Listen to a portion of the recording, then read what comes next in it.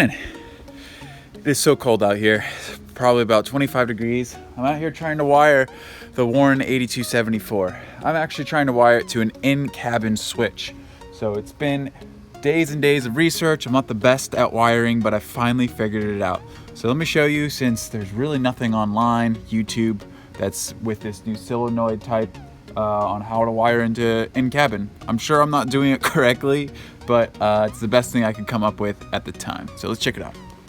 So as you see, this is actually a 5-wire connection to the port here, which is not typical of the old school 8274 solenoids. Those were 3-wire. So I've had a tough time trying to do it, and let me show you kind of what the deal is there. I know it looks like a mess right now, still working on the whole wiring bit. Here's the mess inside the cabin. I have my 2 wires, or 2 switches that I'm working on. I have my shut-off power switch, this is here, and my regular rocker switch. What's kind of cool is that this off and on switch came from an FJ62, which is going to be my on button. It lights up, it works great, it's been tested, and then you'll have my rocker in and out for the actual winch. So it's been a crazy time trying to figure it out. It is a 6-pole connection. There's a lot of special looping. I actually found a really great diagram online on how to do it. So I'll kind of cue that in and kind of show what the colors were actually doing. They were actually a little different. I had to switch the constant ground and the regular ground in this one. I had to switch them in order for it to actually go in and out. If you don't switch it, it's just going to be going out one way, and then it will work after you switch those. So let's talk about everything that I have hooked up. So right here is your white wire, your brown wire, and your green wire. Your red is your hot, and then above that you have your ground. So you need to hook up to all 5 of those. Unfortunately, that was the best thing I could do to actually extend the entire winch cable all the way into the cab. So it took me a little bit to get it, but I believe the white is your controller ground, and then you have a secondary ground up here at the black. Your brown and your green and your in and outs, and then obviously your red is your hot. So once I got that all figured out, it was easier to wire the switch. And again, that diagram that I mentioned was awesome when it came down to figuring this all out. So let me go into the switch and see if I can explain what I did there. We have a 6-prong momentary switch. So your first one here is going to be your green line. Your second one, labeled number 2, is actually going to be your black ground line, and number 3 is going to be your white line.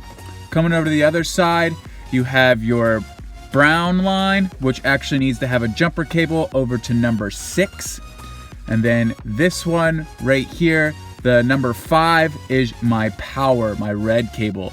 I know the wiring is a different color, but everything's been labeled. It was the only wire I had at the time. So moving over to the other switch here, which is my FJ62 heater switch. I've run the power directly into that and the ground and built jumper cables in order to be able to turn off the power directly. I'm also going to be running a fuse in between the power cables just in case as a safety feature. The project is finished. I'm so excited. It took days and days of research to try to figure out this Albright Solenoid, but I finally figured it out. It took me 2 days of completely wiring everything into the truck, but it's all good, so let's come take a look. This is the in-cabin line that I ran all the way in to the center console, which you kind of saw the buttons when that was happening earlier.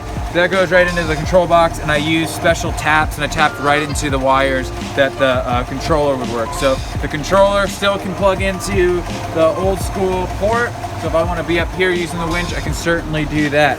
But, you know, let me show you the inside. That's the coolest part. Here's my on and off switch. You can see that it comes on when I actually move it. That is my power to my winch. A momentary switch, so it moves up and down, backwards, forwards for the winch. And that's what that winch line that I was showing just a minute ago, all those wires run directly to this, and then they have jumper cables over to the on and on switch. So, really excited to try it out. Let's do it. All right, let's see if this cable works. I'm gonna have Asha, my girlfriend, inside using the in-cabin controls. All right, Ash, let it rip.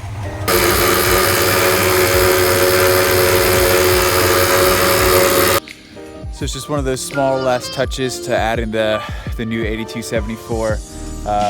And if you remember in one of the previous videos, I had to cut off the light tabs right here on the ARB. So went ahead and cut them down and actually just finished welding them up to the front of the bumper.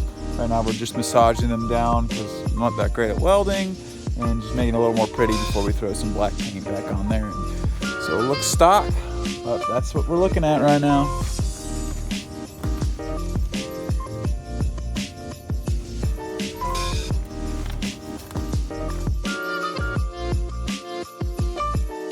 We're gonna see if we can pull Mike 60 out of the bush. Just a quick pull, just see how things go. Do all the crazy things that I shouldn't mention.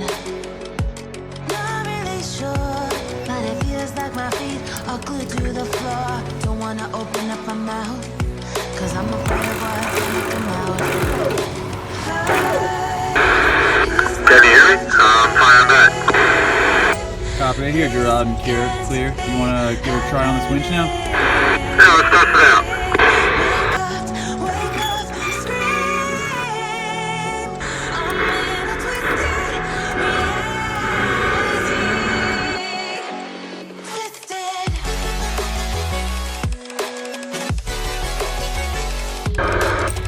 Hey Mike, I think that was a pretty good winch pull. What's your thought, man? I think it pulled pretty well. If I had to guess, I'd say it pulled hard enough to pull the panties off a nut. My man, I think we have a couple more things to work it out, and other than that, I think we're all ready to roll. Yeah, we already talked about that today.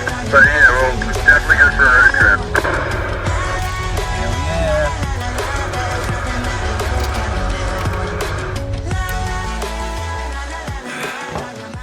Well, I think that's the completion of the winch project. The 8274 is just what I always imagined it was.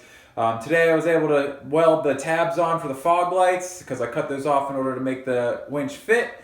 And then we actually got some testing done on it. I was able to pull my buddy Mike's 60 for a little bit, which was awesome. The only issue was that the fair lead sits too low from where the line comes out of the ARB, and it's scraping on the ARB, which is squealing like crazy. So you probably heard that in the video.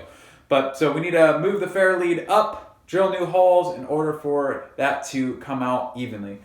Other than that, I think it looks great, works great. Can't wait to test it in real life scenarios.